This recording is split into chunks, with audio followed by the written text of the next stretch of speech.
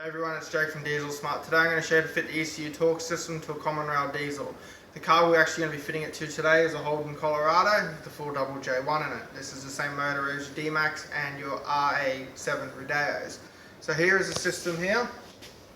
You have your in-cab tuner. You have under the bonnet the actual system itself that controls your injectors, boost, rail, or we can control your MAF sensors, other different sensors depending on the vehicle itself. Here is your in-cab loom. Okay, so this will actually plug straight into it like so, and you clip it in, and then you have your 8-pin plug which goes on the other side here, and then as you can see you will pin it color to color, and you notice that there will be one color that is different. You have an orange.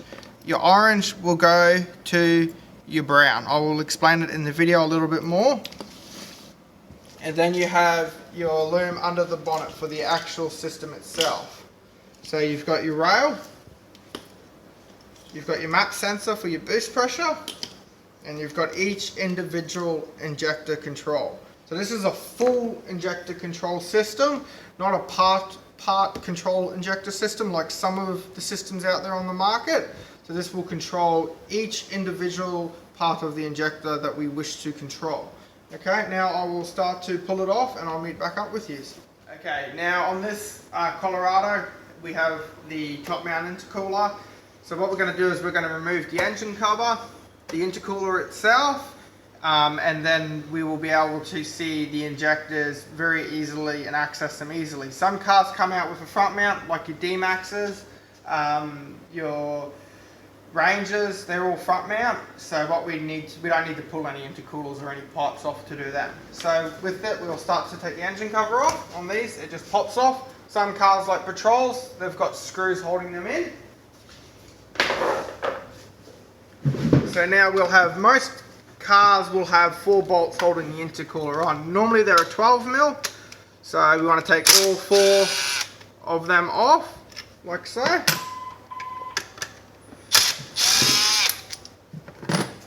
And then we'll have 2 on this side.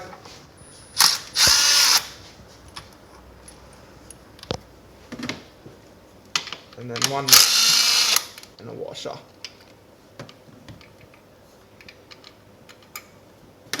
And then we're going to have 2 hose clamps. So 1 hose clamp there, which is your feed from your turbo. 1 hose clamp there, which is your feed to your throttle body or into your intake manifold. Okay, now that we've unbolted the intercooler, the hose clamps, and removed any boost lines you might have going to an actuator or to a boost gauge, we can actually take the intercooler off. So they're fairly tight normally, sticking onto the pipes.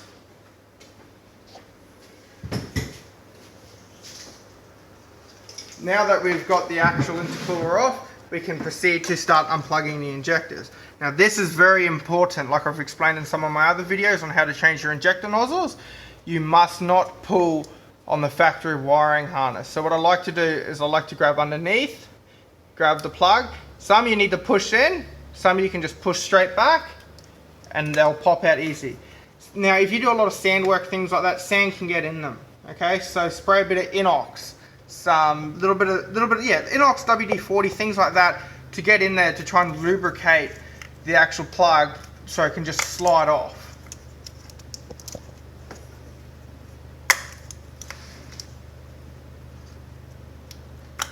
Okay, perfect. Now that we've got all them off, we'll grab the wiring harness for the ECU torque system and I'll be right back. Okay, now that we've got all the plugs unplugged, we're going to think in our head where we want the box, how we're going to fit the wiring loom. Obviously every car's a bit different. You might have a catch can where you would normally put it or something like that. But on a Colorado we have a fuse box right here. Now the most important thing to note is to try and keep the system away from the hot side. So this is obviously your intake side, so this is your cool side of the car. Your hot side is with your turbo, obviously where all your exhaust fumes are. Okay, we want to keep the system away from this area. Okay, so we would like to put it on the cold side. Okay, so we're going to run the loom. So we have a map sensor that needs to come with us and all 4 injectors. And we keep the rail 1 because that will go to the common rail, which is at the bottom of the motor on this car particular. Some common rail sensors will be just up the front or just up the back, but in this particular one, you can follow your actual injector lines coming off your injectors, and you'll notice that they go all the way to the bottom of the motor. That is actually where your common rail is. So we'll get to that in a second anyway. So what we want to do is we want to actually run the injector lines through and our boost line for this one. Okay, so we grab our standard injector, we plug it straight in. You can hear it click, that's perfect. The plug that was on number 4, so number 4 injector plug, plugs straight into here. Now you need to know not to plug the plugs upside down or anything like that. So you'll see that the tab up the top here, you might not be able to see it in the video, but it has a bit of a 45-degree cut in it. Okay, that goes to the top part. That's actually what clips in and holds the plug in. So we'll plug that in like so, perfect. And then number 3, number 2,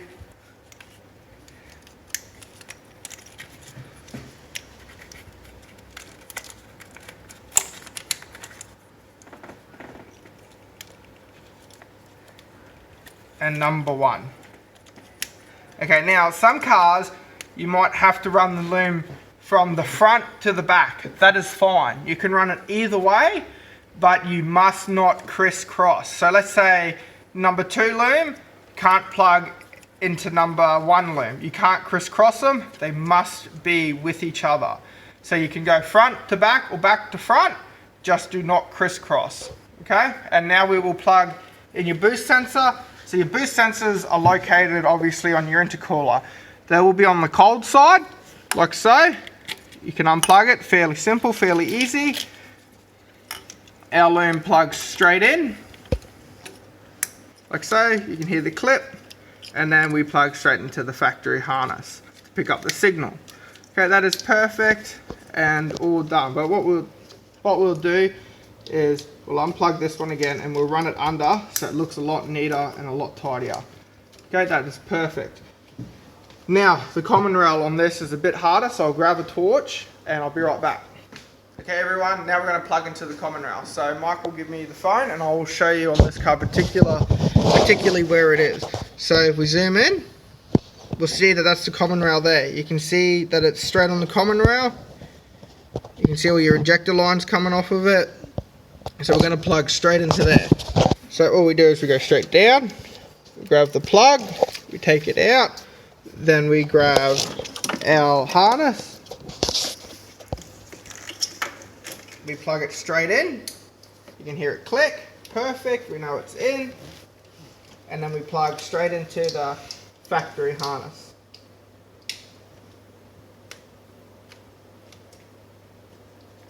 Perfect. Nice click. So give me the phone and I will show you everyone how it should look. So you can see our loom going straight into the rail and then our loom plugging straight into the factory harness to pick up the signal. Okay everyone, now we're going to run the in-cab loom. So that's it itself. Very simple, very easy. Now what we want to do with the loom is we want to keep the injector loom and all of the rail and map loom. We want to keep it off of this loom because this loom is going to follow up along the firewall. This loom can't attach to the firewall. Keep it attached to the factory wiring harness, and then once you've zip tied it up neatly, you want to leave about 3 to 5 inches of slack because the engine will obviously move when it's revving. We want to obviously stop the loom from ripping apart from being too tight. So what we'll do now is we'll unwind this loom itself. This part here is going to go through the grommet, which we're going to be running through on the driver's side. So we put it up over there. We run this loom through here. Like I've done a lot of these now, so I sort of got an idea on how I like to run them. Under the AC line, and then straight through and next to the system. Then this one here will come along on this side and follow the actual standard wiring harness. Okay, so now we're going to zip tie this up all nice, neatly, and then we'll come back to pushing it through the grommet. Okay everyone, now that we've fitted the wiring loom and zip tied it up neatly, what we'll do is we'll go through and we'll cut all of the zip ties. And then what we're going to do is we're going to grab the end of the zip tie, we're going to swing it upside down so it's all nice and hidden, and then push the loom back up so it is hidden as well, so it looks neat and tidy. So we'll go through and we'll cut all them, but firstly we will go and we'll hook up the battery. Okay, now leave the fuse out, your 10 amp fuse, do not connect it. So what we will do is we will run the loom to the actual battery over here, and then run this loom negative to the negative side. Slide it through, there we go. Now these have got terminals on them already that we can just steal and use. So we'll chuck our negative straight on, and then our positive will go straight on as well. But I will turn them down, I'll tighten them down outside of the video, you don't need to watch that. And we have our 2-pin Deutsch plug, which has got a zip tie on it holding it together. So we cut that nice and neatly, flip it upside down. Now the plug plugs straight in like so. And you can see red to yellow, black to black, always like to double check the work. And then we have our ECU torque system with the bypass plug, and then our switching plug which will plug into the system like so.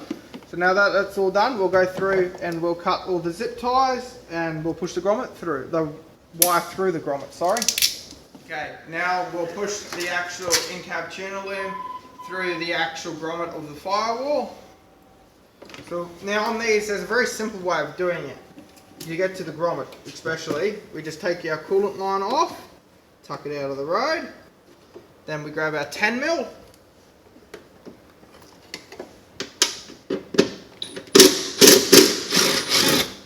the bolt will come straight out, then we can actually move the whole cooler bottle out of the road, and we have complete access to the grommet in the firewall. So now we will grab my push through.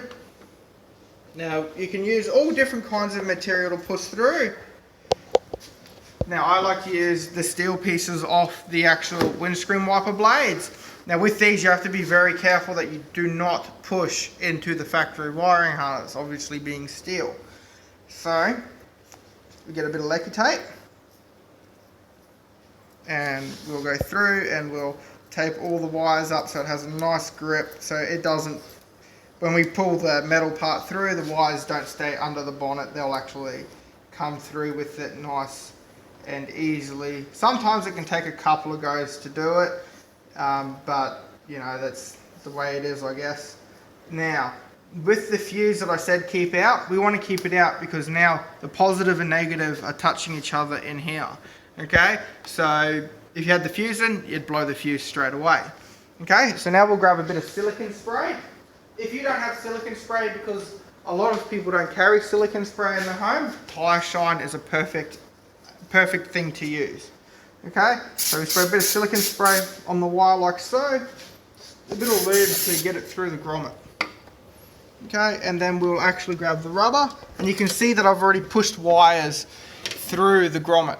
And you can see that I've actually pushed them away from the factory wiring harness. So we push it through, very simple, very easy.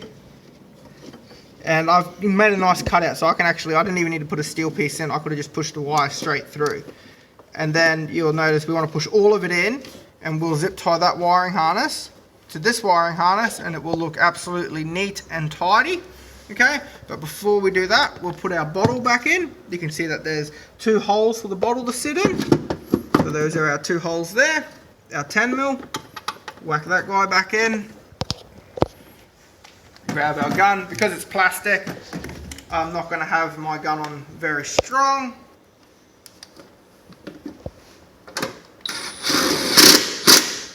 Like so. Our rubber pipe. And we'll push straight back and on like so. I'll zip tie this up, you don't need to watch that, and then we'll go inside the car. Now you can see that we've got our wire through. We can just take the lecky tape all off, like so. Very simple and easy. Pull your piece of steel out. Now we have our 8-pin Deutz plug and the one that's on our loom. Okay, so you can see that they are coloured, obviously being wire. So, and you can see that there's a tab cut out on the actual tops here, so you can see that the plug clips in this way. Okay, and then you've got your rubber where you push your wires through. So we'll do the powers first. Red is coming from the battery, so we'll grab the red. We're just going to make sure that we do them neatly and so the wires aren't all tangled up. Push the red straight in, pull the plug out a bit so it clips in. Okay, then the yellow is next to our red. I'm going to show you how to do every wire so you make sure you get them right. And then our black next to our yellow, like so. Now we flip it over. Our green on the far side,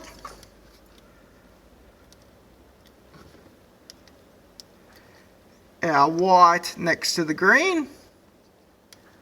So that's on this side here, so we bring it up and around.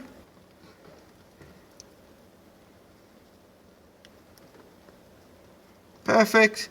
Blue is next to white.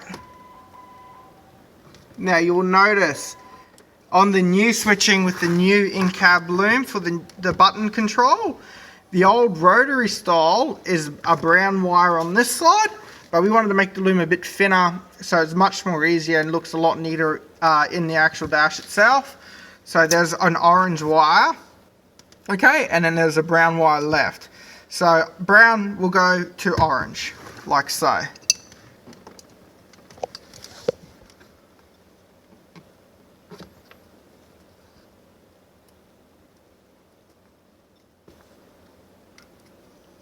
Perfect. Now we check the front of the plug. We check the actual tabs inside of it. None of them look pushed up. All the pins are flush. So that means we can put our orange piece straight in. It doesn't care which way you put it. They both fit both ways. Actually, my mistake. This is an 8-pin. So it will fit one way. And then we just clip it on like that. Now we grab our torch and we just check all the pins and make sure they're still sitting flush. They're still sitting flush, so that means that is perfect and done. Then we can grab our other 8-pin side and then we can push them in, and then I like to pull on these and you clip them in like that. Easy done. Now we will work out where we're going to put the switch inside the car and go from there. Okay everyone, now we're going to mount the switch. On this one I'm going to put it just here. I have cleaned the dash 3 or 4 times with some solution. The problem is people put armor oil on it, obviously to protect the dash, but that won't stick very well. If you were to use Velcro or double-sided tape, it'll just fall off. So we get some brake cleaner, just a little bit, and we'd like to just wipe that armor all off. Then we will put the actual switch on itself. So you can see that there used to be something here with 2 holes. I'm going to go straight over that to cover it so it even looks even better. Now that that's all on, I've ran the loom up under the dash so we can plug it straight into the switch, like so.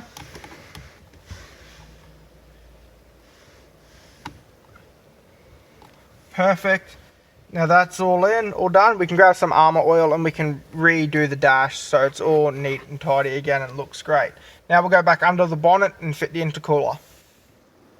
Okay everyone, now that we've got everything fitted, zip tied up, all the intercoolers back on, bolted down, we're happy with everything and the way it's all ran. What we're going to do is we're going to leave our bypass plug in. Okay, so this is the system here. This normally will plug straight into there. But with our bypass plug, this enables us to have the car set back to factory without having to go through the hassle and pull all the wiring loom apart. So to start the car, our first start, we're going to leave it in, okay, and leave our box out, and we're going to leave our fuse out, okay? So come around with me, and and we will start the car. Now the things we want to check for are engine lights. Did we accidentally leave something unplugged, or did we not push the plug in properly? So what we'll do is we'll turn the key on, let the glows glow. We start the car and you should have a dash like that. No engine lights. Now if you have an engine light, you can always get an OBD reader. You can read that engine light, and let's say for in fact it says rail or a boost light, then we know maybe we haven't plugged a rail plug in properly, or the rail plug in properly, or an injector plug in properly. So we would like to check and make sure that the actual system itself, or the actual loom for the system itself, is plugged in correctly. Now that we have that plugged in and we're all happy with it, no engine lights, no nothing, we will actually grab the bypass plug with the ignition off. We will pull it out. They're fairly tight because we've got good plugs. Once it starts to pop out, we like to take it out slowly. As you can see, sometimes the holder comes out with it being such a tight plug. It's to try and keep all of the water out. Now we'll grab the box, the plug, and we'll push it in, and you can hear it clip. Our switching one here, plug it in, perfect. Now we will grab our fuse, put our fuse in, perfect. And I don't know if you would have been able to hear it, but you could hear the switching turn on. Okay, so now we'll go to the car and we'll turn the key. Okay everyone, we have the box in, we have the fuse on. You can see that when it powers up, you can hear the beeping, and we can obviously see that our switch is working. Obviously your red is the program you're in, and your blues are the ones that you're not. So we'll start at 1, we'll turn the ignition on, we'll start the car, and as you can see, we have no engine lights on the dash at all. So that means this was a clean and very easy to do. If you do have engine lights, please contact us, check fuses, check all your simple things. It most likely at the end of the day, it's a pin in the 8-pin plug that's been backed out, or it's just a fuse. When you've put it in, you've accidentally blown it or something like that. It's most of the time, 99% of the time, it's very simple things. Okay, so now I will teach you how to adjust the tuning inside the actual in-cab tuner to suit the box and to suit your car, and then we'll go from there. Okay, now that we were all happy the car started, the box itself, we velcroed here, so it's nice, and it's got a fair bit of movement in it. So you can see here that the box itself is not hard mounted. It's got movements to stop anything from cracking or having any sort of damage. Now we're going to grab our bypass plug and we're going to put that inside the car. Keep this in your glove box, keep it somewhere safe. You never know when you need it. Let's say you take your car for a service, you want to set it back to factory or loan it out to a friend or anything like that, you can easily set it back to factory. Now, I've undone the 4 screws here for the box itself. You can actually open it up, you can move the lid, and you can see inside of it. They're fully resin filled boards, and you can see our 2 lights just here. Now we're going to use these to adjust the switching. You'll need a friend for this to talk to you while he's under here watching this and you're inside the car. So we'll grab the switch. Okay, now I've cut the Velcro out a little bit so you can get the screws out from the back of it, and you can easily take the case off. These are also resin filled. I'd be more worried if you've got water that high in the dash. So what we'll do here is we'll grab our little Allen key or a little screwdriver if you've got a set like me, and then that's your adjuster inside here. So you can adjust it to clockwise to make the delay longer, and you can go all the way to stop the delay. We normally set them just off the actual stop of no delay. We set them off a little bit because they have to have a flashing light in the board. Okay, so now we'll go inside the car. Okay, now we're going to plug the switch into the loom and you'll hear the start up. Perfect. So now if we go all the way clockwise, that's a very long delay. You can hear it. If you go all the way anti-clockwise, there's no delay. Okay, so we want to go about 1/4 to 1/2 a turn clockwise from no delay. and we can hear a delay. So that's perfect. So Mike will go under the bonnet, and I will turn the ignition on and go yes, and he'll go back with a yep. He can see the light flashing, and we're going to keep turning it anti-clockwise until the light stops flashing. Then we're going to go clockwise a little bit until it starts flashing. We want to get it just on that flash. So when the flash first starts is when we want to get this. Okay, so go under the bonnet, Mike.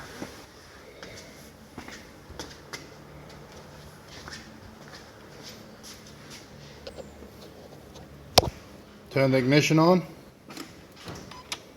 Okay. Yep. Yes, flashing. Now I'm going to turn it anti-clockwise to make a shorter delay.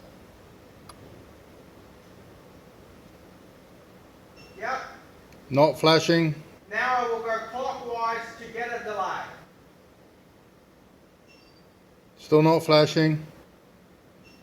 Yep, flashing now. Now I'll go back a little bit more to see if I can get it quicker.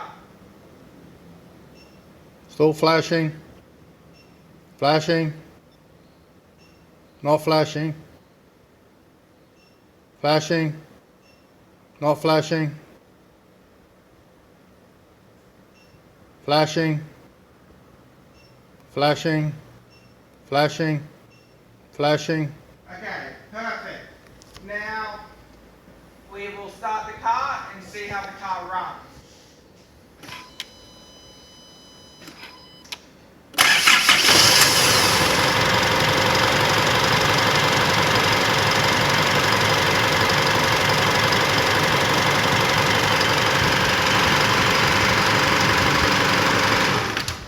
Now Mike will tell me when I was idling the car if the lights were flashing. I was switching the programs, so were the lights flashing, Mike? Yes, it was. So now that is a clean process to switch programs with no lump or no hesitation inside the motor. Okay, so it is a bit tricky. You've got to go back and forward a little bit by little bit, but if you've got a friend there to help you under the bonnet, much easier. Or if you're by yourself, you can easily move the module, put it on the windscreen and do it from inside the car. Now that's a very simple and easy way to do it. Okay, we've got no hesitation. We can drive on the highway, take our foot off the throttle, go straight from 1 to 4, or there's a car stuck in the sand dunes. We can easily, go straight from 1 to 4, no hesitation, no turning the ignition off, no nothing like that. Hook them up to a snatch strap safely and get them out with no problems at all. Now, if you have any questions on fitting these products or any questions about the products at all, you can easily ring us at our head office or go to our website. We have a new store in our website, so you can buy stuff online and we'll ship it straight to you with instructions emailed to you, as well as our YouTube channel, so you can obviously watch our videos of all of our different products. If you have any questions, please let us know.